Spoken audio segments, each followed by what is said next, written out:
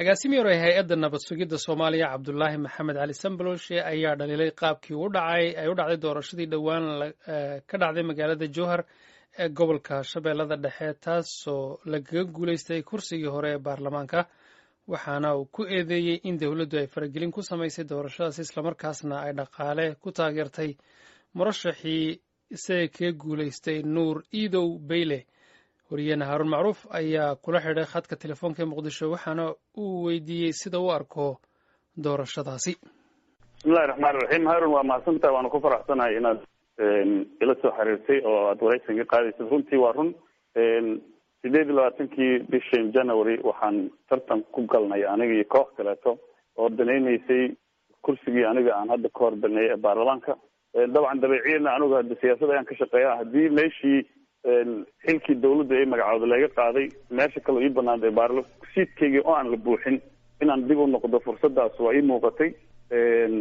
bacdama hadda siyaasi aan ahay muddana aan siyaasadda kusoo jirana meesha keliya hadda aan dhaqdhaqaaqayga siyaasadda iyo hawlahayga siyaasadda aan kasii wadi karo oo ugu muhiimsan inay tahay baarlamaanka awalna aan kamid ahaa. saas darteed ayaan ugu tartamay. waa gartay. ugu dambeyn kursigii waa lagaaga badiyey, xildhibaan kalaa kaa badiyey. doorashadu see u dhacday ma ku qanacday? horta kuma faraxsani, laakiin inaan aqbalo dabcan way tahay. runtiina waxaan aaminsanahay waxyaabaha keenay in oo kursiga aan loosgarayo ama aan waayo oo ay 3 arrimood aasaas ay u tahay. mar waa guddiga doorashooyinka habka ay u handalgaleen ama ay doorashada u wadeen processka ayay muddo jiidayeen. mar hore ayay ahaaday inay qabtaan doorashada, way cagajiideen. sidaan dareensanahana faragelin ayaa dawladda ku haysay. haddana si toosa dawladda ayaa faragelin usoo samaysay oo gacan muuqata oo maaliyada siisay ninka kaleeto hadda kursiga qaaday. tan kalena waxay tahay dee dadka wax dooranayo oo iska garanaysaay oon wacyi badan aan lahayn waxa la isku haysta iyo aan wax badan ka fahamsanayn oo ay sumaysay maalgelintii ama dhaqaalihii faraha badnaa dawladda meeshaas kusoo saamaysay oo dee marna dareenkooda ay wax ka bedeshay. marka runtii faragelinimahaas iyo caqabadaha iga qabsaday guddiga doorashooyinka iyo arrimahaas ayaa sababa inaan waayo.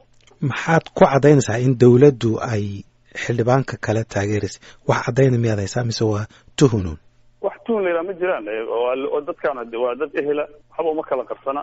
waa la garan karaa dee baarlamaanka marka lagu soo biiraayo xildhibaanka waxa ku bixi kara waad ka garan kartaayo doorasho kasta qaash iyo xoolo kaa maaranto. marka wax oo loo qaateenha waa jiraan. marka yacni dadkii ay doorashada ama delegateskii dadkii doorashada fuli lahaa ama wax dooran lahaa si kayru caadi loo korabti garayo ama xoolo kayru caadi oo wareeriye la siiyo, waad garan kartaa dee in oo natiijada meeshaas ay saamayn weynu ay ugu imaanayso dhinacaas. marka waana la ogyahay qof kastaa og, ergadii og, odayaashii og, magaalada dadkii jooga mas-uuliyiinta og, dadka tartamayaashaa og, qof kastaa og in faragelin toos oo dawladda ay ku jirto. waa gartay. dawladdii tan ka horreysana waxaa la lahaa xildhibaanada iyo sida loo soo doorto way faragelisay. marka ilaa haatanna tuhunka kasoko wax caddayna oo lasoo bandhigay inay iyagu maalgeliyeen ma jirto caddayna loo hayo oon ka ahayn tuhun weyn oo la qabay soomaali iyo ajaanibba ay qabeen. marka su-aashaan u socda waxa weeyaan wax tuhun ma jiraan haarun. tuhun keliya ma jiraan oo cid hadda meel cidlaa ka cadaynaysa ma jirto. aniga iyo qofka iga soo horjeeda markaan tartanno oo tabartiisana qofkaas miiska la yimaado ana aan tayda la imaado haddii aan ku kala badino wax problema ma jiraan. laakiin xoolihii dawladdu hadda sheegta mar walba in corruption ay la dagaasho oo haddii ay hal kursi $1 million ka badan ay geliso sidaa la socotina haddee daruufaha dalka ee dhaqaalaha ama hay-adahayna ammaanka haysta ama hay-adahayna kale dawliga haysta ama hadda kasoo qaba madaxweynuhu safaru ku tegay gobollo aada fara badan iyo deegaano fara badan mashaariic fara badan soo dhagax dhigay oo mali halkaas malyan oo lagu bixiyay kursiga doorashadeeda haddii la gelin lahaa mashaariicdaas atleast commitmentsiga dawladda ay gashay wax badan ka dabooli lahayd. marka hadda waxaa la yidhi wax xaarunimaysan qaadin kama daba yeeraan. qof tuun keliya ka dhayl lahaa ma jiro. waxaana ergadii og, odayaashii og, lacagtii la baxshaa loogyahay, waktigii la baxshaa loogyahay, evidenceska waa loogyahay. dadkii o dhan hadda la keeni karaa og, qofkii qaataa oo kii baxshaa og, wax kasta waa loogyahay. waa gartay. laakiin cid hadda oo meel cidlaa oo ka samaynaysa case ma jirto. laakiin adiga iyo dawladda waad iswadateen, madaxweynaha ra-iisul wasaaraha rag saaxiibbaa isla soo shaqeeyey, isku dhow baad ahaydeen. xataa xilligii ay ololaha doorashada uu ku jira madaxweynaha aad baad ugu dhoweyd. maxaa dhacay oo keenay inay taageeraan xubin ama kula tartamaysa ama kaasoo horjeeda? marmarka qaarkood dawladahan maaragtay kooxaha diimuhu ay la kuleeyihiin dadka iyo wax kasta oo khaldanay samaynayaan waxay ku marmarsiyoodaan ilaahay dartiis inay ugu dhawaanaan malaha dad waxaa jira ra-iisul wasaaraha iyo madaxweynuhu haddaysa xitaa toos lagugu lahayn mana qaba in ayagu toos lagu leeyihiin dad ayaga ka agdhowa malaha dadkan in siyaasadda laga saaro oo la dhibo oo xoolaha dawladda si qaylo caadihi oo qarriban loo qasiro ilaahay ugu dhawaanaya jira ama aan doonaninba dadka firfircoon oo siyaasadda saamaynta ku leh inay saaxooyinka ama platformka siyaasadeed ay kusii jiraan aan danaynaynin ama buufisas ka qabo qofkii maalin ay tuhun iyo xoogaa ii sheegeen kala aragti wadawanaasha ay soo dhex marto cabsi ka qabo haddii baarlamaankaas uu soo galo in culays siyaasadeed iyo yani fighternimo aniga layga baqaayo waxtaas laakiin anigu hadda maba kursiga xildhibaanka isbaara kamaba dhigteenba midaan dawladda ku caawiyo noqon lahaa midaan dalka ugu adeego noqon lahaa midaan dadka ugu adeego noqon lahaa mid aan constructive hataa haddii aan mucaarad noqonayo mucaarad waxtara oo wax toosiyaan noqon lahay mooyaane mucaarad anarka ka shaqeeya oo dawladda aan kula dagaalama raba horta ma noqdo marka malaa waxaa la yidhi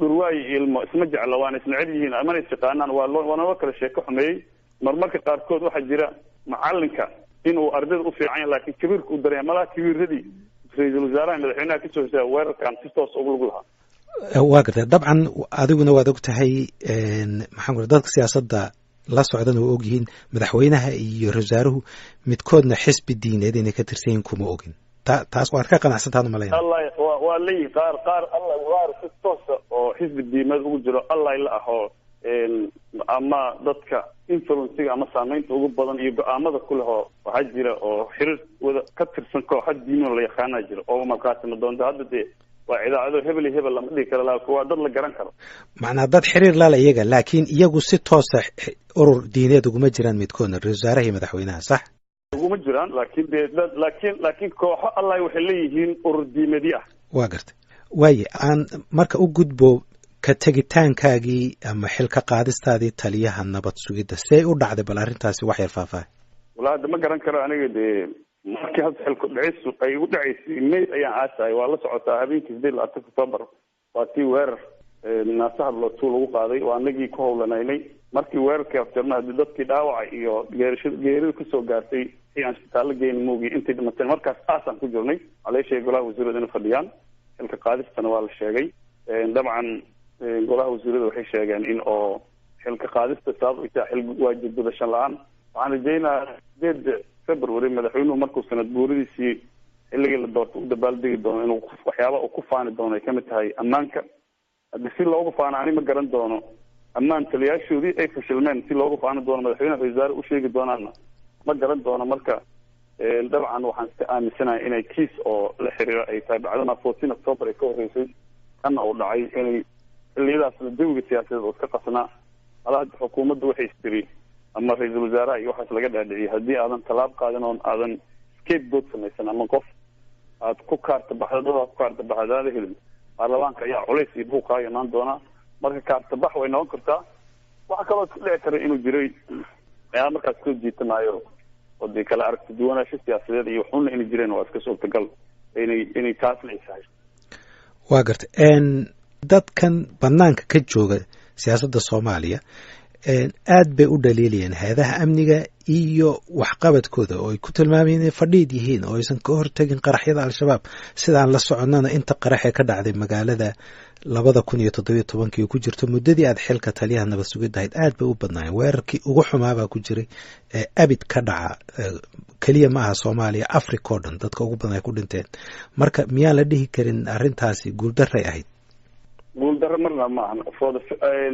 aniga intaan ogahay markii aan taliyaha nabad sugidda aan noqday mashruuc la dhihi jiray oo haddaba la yidhahdo xasilinta la sameeyey waa intaan ogahay waxaan fashilinay in badan oo aan qabanay dadkii waday in ka badan 10 qarax oo weligeed aysan dhicin dadkii qaraxaas waday ama design gareynayo nolosha lagu qabto iyo gawaarida intaysa qarxina laga hortago waxaa kamid a gaariga tiyaatarka kiisa lagu qaban jiray xilligii 15 May waxaa kamid a gaari kale oo wada jir ah oo ayagoo raba in magaalada lasoo geliyo sheegeen qaraxiisa la joojiyo oo haddana saraakiil oo dadka qaraxa ka hortaga nooga dhinteen waxaa kamid a magaalada markii aniga xilka la dhibaayay si joogta ah hoobiyaal airport iyo madaxtooyada lagu garaacay waa la joojiyey ilaa hadda suurtagal ma hoobiyo inuu meeshan kasoo dhaco waxaa kamid a gaari inta soo gudbay siinka dheer lagu qabtay ex control la celiyo siinka dheer ku qarxay weligeed ma dhicin waa la socotaa gaariga kaleeto ceelasha biyaha lagu qaban jiray oo qaraxyadii faraha badan oo jira kan hadda ku qarxay 14 October waa la socotaa midaa mataan ahay midkii way nolosha lagu qabtay gaarigiina nolosha lagu qabtay kii kaloo qarxi lahayd waa la qabtay kan naftiisa qarxaya inta laga shakiyo la qabtay ayuu si xoog badan kusoo dhaafay meesha sinlaf lacaarinimada meesha aan u qarxay meesha hadda uu ku qarxay ila maahan inuu taargetkiisa yahay waa laga hortagay meel kasta ku qarxana oo dhibaatada uu ku geysan lahaa waa la socotaa 28 October naasaha hadlood dadkii soo weeraray shabaabkii eridkiisa shabaab hotel soo weeraro la qabtay mid hal ka mid ah ku dhintay saddexdii kale nolosha lagu qabtay taasna hadda xilliga hadda la taagayna waxaan qabaa xilligii ammaanka magaalada caasimada uu aad ugu fiican yahay dadka marka kasoo shaqeeyey ama design gareeyey oo qorsheeyey haddana gacanta ku haya dadkaas in la abaalmariyo oo la dhiirigeliyo ayaa muhiima iyadoo weliba duruufaha ay ku shaqaynayaan iyo tabad ay leeyihiin oo dhaqaale oo farsamo oo xirfad oo xoolo oo xitaa siyaasadeed la ogyahay marka waa in aniga ilaa hadda ilaa October 28 ilaa hadda qarax kama dhicin magaalada dadka shaqadaas hay waan lagu amaano waad ogtahay oo ilaa August maxaan ku dhahaa kadib kama dhicin qarax wadada ama kama karama oo xaram meel si joogta qarax ugu leeyahay marka inay wax ka dhici waayaan maxawl ay hay'adaha amnigu qabteen ba mise waxa weeyaan al-shabaab ba maxaan ku ilaadaa qorshe kale ku jira ama wax kala maleegaya ama doortay inaysan weerar qaadin shabaab hadda maaga xabad ku dhawaaqay shabaab maaga nabad ku dhawaaqay ma shabaab heshiis miyaa laga galay shabaab waa dad col naga dhaxeeyo waxa kaliya naga dhaxeeyo waa dagaal waa kaliya naga dhaxeeyo waa inaan ka hor istaagnaa inaysan marnaba u suurtagelin siday rabaan iyo meeshay rabaan inaysan ka howlgelin shaqo ciidamada iyo hay'adaha ammaanku ay qabteen waaye taas waa kama dabcaan oo hadda cid dood ka qabta arrinkaas ma jirto marka waa in la garaabo dadaalada iyo juhdiga lagu bixiyey magaaladan inay ammaan noqoto qaraxyadii ka sokow diyaadkii magaaladan laga sifeeyey hadda xilli sifeeyna lagu jira kaliya waxay dhibdhaca keenayo oo crisis keenayo oo dhibaatooyin keenayo qabsigan iyo jahwareerkan siyaasadeed oo jira mooyaane haddii everybody ama qof walba uu awood u saaro ammaankan uu ka qabto cadowgana waa laga taqalusi karaa runtii waana la improve garayn karaa waxbaa laga bedeli karaa maxaan ku dhaha xaalad ammaanka oo hadda siday tahay waa garta wax yar haddaan dib ugu laabto hay-adda nabad sugidda maxaa loogu magacaabi layahay taliya waxay la tahay kow hadda maxaas su-aashaas in madaxda qaranka la weydiiyo waa muhiim laakiin saddex arrimood mid madaxa dee qorshe xumo weeye markii hore dee taliyayaasha laga qaadayo waxay aheeday haddii taliyayaashii meesha joogay la saluugay ama la dhaliilsanaa in la diyaariyo dadkii xilkaas kala wareegi lahaa taas ma dhicin waa qorshe xumo tan kale madaha in la aaminaa lalayahay iyo oo shaqadaas qabata ama ma garan karo dee in soomaalida ammaan ka baxday ama capacitigii dadkii mas-uuliyaddan qaadi kara laga waayey takalada madaha waxaa dhici karta in dee madaxweynaha ra-isul wasaaruhu ay og yihiin oo dee taliyayaal annagoo aan moognahay magacaabihiin oo suurtagal waa garta yaad ku talin lahayd in la magacaabo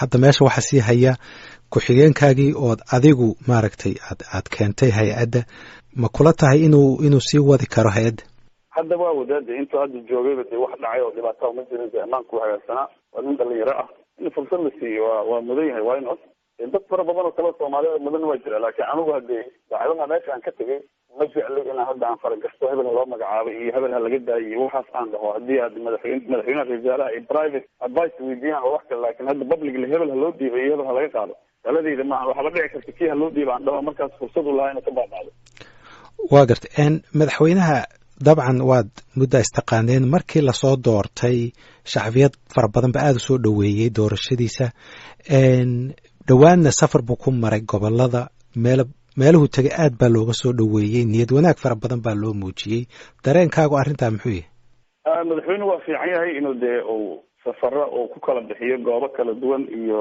gobollo kala duwan oo dalka ah oo dadka iyo asagu isbartaan dawladda iyo dadku isbartaan yani spirit positive ama niyadda dadka dawladnimada ku wajahan uu kiciyo uu soo jiito laakiin laba naxariistay maxamed xaaji ibrahim cigaal 2000 markii carte la isku yimid waa tii 10 sano kadib soomaalida isku timid oo la heesi jiray oo la isku bururi jiray oo marka waxaa la yidhi maxaad uga maqan tahay aad u dhalisanaa shirka waxaa la yidhi maxaad uga maqan tahay shirka oo aad waxaan oo soomaaliya hade xiisahan isku qabo maxaad u dhalisa wuxuu yidhi xalka soomaaliya heeso iyo buuq ka badan oo ku jira ani marka booqasho madaxweyne meel ku taga ka badan horta xalka soomaaliya ku jira problemka aan u arkana waxay tahay madaxweynaha aniga waa fiirsanayay ama waa la socday safarkiisa message weyn oo hadda madaxweynuhu waday ama dalkan duruufaha haysta iyo taxadiyaadka haysta iyo meesha loo socday meesha laga socday waxa lasoo maray iyo qorshaha dawladda iyo wax weyn oo hadda dadkaas loo bandhigay hadda ma jirin.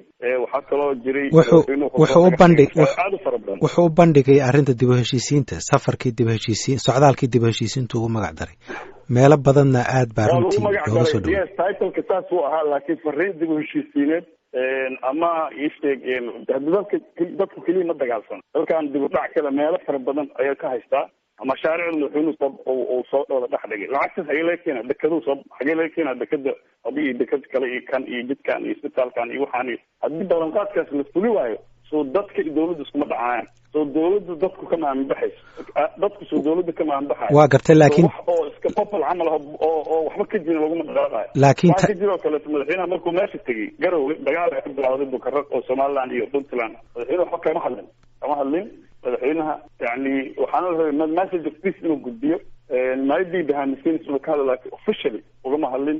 marka dee Trump hadda ka hortagay middle eastiga waa kii dagaalkii qatar iyo dee inta kaleeto carabta qarxee. ilaahay madaxweynaha saamihiisa dee masaamana reer Allah ka dhigo. laakiin dee anigu waxaan aaminsanahay digitaanku waa fiican tahay, laakiin inta dadka hal mar loo tago laga soo noqdo mahane. waxaas safaradaas waa in la joogteeyo. dawladduna ay dee shaqo la yaqaano oo ay ka qabato meesha, oo ciidamadii lala wareego oo la nidaamiyo oo waxa la sheegayo laga rumeeyo. waa gartay. tan ka rumaynta ah dabcan dee mashaariicda la furay dhaqangelintooda waa inaan ka wada war sugnaa Soomaaliland.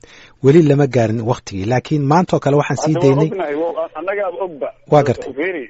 jidka afgooye iyo xamar aan dhisnayn, oo hal iskuuloo dawladdu ay gacantiisa xamar ku yaalaan jirin. oo jidka balcad iyo waxaan dhisnayn iyo xamar aan dhisnayn, iyo kan balcad iyo afgooye aan dhisnayn, ma balcad iyo jowhar aan dhisnayn. ma yani wax anaga xageen ku tuumaynaa dhaqaalaha faraha badan oo dawladda iyaba meesha ka keenaysa. annaga dawladda isma xodogin. marka dee wax aadan tabar u lahayn haddaad qoorta gashatid, dawladdii dadku waa ka aamin baxaya. dawladdii waxay sheegaysa lama aamini doono. waa gartay. aniga keliya walow waxaan ka qabaa, waa ogolahay mashaariicda aan la qabto, laakiin walow waxaan ka qabaa in awood dhaqaale aan loo hayo aysan jirin. waa gartay. dhinaca dib u heshiisiinta haddaynu ka eegno, dabcan qaabkii u dhacday dhamaystirka heshiiskii ahlusunna waljamaaca iyo galmudug lagu qabtay dhuusamareeb, waxaan filayaa inaad soo dhaweynayso. aada loo soo dhaweynaya. arrinkaas arrin oo tallaabo hore loo qaado ahaa. taasi dee waa positive sign, muran kama taagna. laakiin waxaa la rabaa in dib u heshiisiin haddana somaliland iyo puntland iyo dagaalka xuduudaha ayadana wax laga qabto waa muhiim. qabaa'il fara badan oo ayaga ishaystaa jira. puntland iyo haddana waxaa jira galmudug iyo xuduudkii gaalkacay ishugeedaa jira. ayaga naftoodana course madaxweynuhu waa soo maray, laakiin ka shaqayn dhabow hal visit waxba ma calanayso. waxaan program iyo qorshe taabagal ah oo waqti dheer oo rasmi ah oo gudaha meesha inta laga tago la fuliyaa loo baahan yahay. waa gartay. dawladdu maalmo dhoweyd waxay xiisado siyaasadeed bay gashay. siyaasiyiin baa la eedeeyey, qaran dumis lagu eedeeyey, gaar ahaan xeralaaliyaha guud ee qaranka. mid ka mid a siyaasiyiinta waa la weeraray, dhalinyaro waardiyaashiisa waa la dilay, isaga waa la dhaawacay, waa la xiray, kabacdi waa la sii daayay. weli baaritaan baa socda iyo maxkamad. xildhibaano kale eedaa loo soo jeediyey. maxay kula tahay siyaasadahan socda ee ishaysta? ma dhaawici karaan dawladda? bal fikradaada. waa dhaawici karaan. ma horta waxaasoo dhan waa jahwareer siyaasadeed. marka dee dawladayna waxay ka dhigaysaa inay yihiin wiilal dhalinyaro ah oo inta qamri laga dharjiyey baabuur dheeraysa furaheeda loo dhiibo, dee derbi kasta qof kasta kula dhacaya oo dadkiina ku laynaya, aakhirkan ayagu ku dhimanayo. marka dee aniga waxaan aaminsanahay looma baahna dadka siyaasiyiinta in la caburiyo. looma baahna foxka shabaabka lagula dagaalamayo in la wareejiyo. looma baahna meeshaan in waddankan laga dhigo security state oo meel dadka lagu caburiyo oo gacan bire lagu qabto oo maxaan ku dhahaa marnaba freedom of expression uusan jirin oo xurriyatul qowl uusan jirin inaysan jirin. sax maahan. waxaa rabaa dadkan waa dad Soomaaliyeed, keliya afkaarta lagu kala duwan yahay. meeshaan haddii aan siyaasad iyo talo loo dhan yahay aysan ka jirin, waddankaa la isku macaan karo. asagoo nugul haddii la isku dayo in farahaas dadka sanka laga gasho oo laga xanaajiyo, meeshaas de waxaa muuqanaysa in deganaansho la-aan siyaasadeed meeshaas ay jirto oo aanfa siyaasadeed imaanayso. marka runtii aniga aadaan u dhaliila practiceskaas. bini aadamkuna waa qaldamaa. hadday wax qaldamaanna waa in dib loo soco, la hagaajiyo, dabeecadaha lagula dhaqmayo dadka mucaaradka wax laga bedelo. waa gartay. aan ku weydiiyo marka, dawladdu siday u go-aansatay arrintii khaliijka inay meel dhexe ka istaagto, arrintaasi ma loo wada dhannaa? dawladdu ma ku saxsan tahay? dhibaatooyin siyaasadeedna way ugu yimaadeen. maxay kula tahay? madaxda dawladdu markasta way u madax banaan tahay siyaasadeeda arrimaha dibadda inay sidii doonto u qaadato, laakiin markasta siyaasada arrimaha dibadda waxay ku xiran tahay waxaa lagu sameynaya waxa la leeyahay national interest. yaa wax kuu galay, yaa wax kaa dhimi kara, yaa wax kuu tari kara, haddaa saan samaysid ii sheegeen maxaa kaaga imaan kara. historic alliance yaa la leedahay labada dawladood, haddii aad mid raacdid maxaa taad raacdidna ka aad ka heli kartaa, si aad ka tagtayna aad ku weyn kartaa. horta qiimeyn saxay u baahan tahay. marka anigu hadda ma rabo dee bacdama oo ay sheegeen meel inta looga shiray horta go-aankaas lagu qaata ma jirto. intan ogahay wafdi sacuudi ka yimid ay yimaade madaxweynuhu waxay isku arkeen airportka, kadibna wasiirka arrimaha dibadda ayaa sii daayay press release oo mowqifka dawladda ku sheegaya meel hadda looga shiray. of course hadalla la isku soo qaadqaada way jiraan, laakiin go-aan guddi amni qaran oo inta soo fadhiistay arrimahaas oo kaleeto meel go-aan looga gaaray aniga ma ogeyn. laakiin haddii go-aankii la gaaray in la difaaco waa lagu qastanaa, oo dee decisionka dawladda waa lagu qastan yahay markaas in la qaato. wixii ka dambeeyana hadee waa iska garan kartaa oo waxaa ka imaan kara caqabadaa ka imaan kara. dadka adiga haddaa neutral aad isku sheegtay dadka kale aan kuu qaadan karin inaad neutral tahay, waana inta badan hadee saa isku fasirtid maahana waa sidii lagu fasiro. marka taas waa la iska dareensanaa inay dhibaatooyin ka imaanayso. si kastaba ha noqotee sax iyo qaladba go-aanka dawladdan in la difaaco oo go-aanka dawladda la daba istaagana waa lagu qastana. waayo aan usoo laabto arrin kale oo xasaasiyad siyaasadeed u abuurtay dawladda, waxay ahayd arrintii dhiibistii sargaalkii ka tirsanaa ururka ONLF qalbi dhagax cabdikariin muuse qalbi dhagax. arrintaas in sargaalkaas loo dhiibay dawladda Ethiopia go-aankeeda yaa lahaa? horta arrinkaas aniga shaksiyan ma jecli inaan si furan uga hadlo, because aniga taliyana usugid dabeecina magaasimaha oo sirdoonka waa umuliso operational details inuu ka hadlana sax ma ahan. waa la socotaan haddii aan si kooban uga jawaabo arrinkaas in golaha wasiiradu ay go-aan kasoo saareen oo markii uu iska caddeed go-aan dawladeed inuu ahaa. marka haddii go-aankeeda ciday ku lug lahaaba golaha wasiirada intaan go-aan ka gaartaa qaraar kasoo saara, hadda meeshaas in looga haraanan qabaa. laakiin dadka Soomaaliyeed ma rabaan in meesha looga haro. dad fara badan oo la hadalay waxay rabaan dadkii mas'uulka ka ahaa in la ogaado, faahfaahin ay ka bixiyaan sida ay go-aanka ku gaadheen. qofka ugu horeeya farta ku fiiqaana waa adiga. marka mas-uuliyadda arrintaa ma adigaa lahaa mise qof kale? go-aanka sida lagu gaaray waxaan aaminsanahay horta mid oo loogu danaynayo ammaanka qaranka inuu yahay. ammaanka qarankana waa la yaqaanaa horta go-aamadeeda cidda gaarta ugu sarreysa. marka haddii hebel iyo heblaayo iyo dad inaan faraha ku fiiqfiiqa ma rabo. habka go-aanka loo gaaran haddii madaxdii kale iyo dadkii kale dawladdiiba aysan ka hadlin, anigu shaksiyan inaan ka hadlana ma rabo. oo cid hadda aan ku eedeeyo hebel iyo hebel iyo hebel waxaa sameeyaan dhaha ma rabo. marka arrintaa go-aankeeda waa lagaaga sarreeyey, saasaan u fasirtay. hadda anigu dee ma raba inaan comment gareeyo. waa gartay. macnaa ma jirtaa arrintaasi oo cid mas-uuliyaddeeda kaaga sarreysay miyaa jirta, mise adiga kugu koobneyd iyo hay-adda nabad sugidda?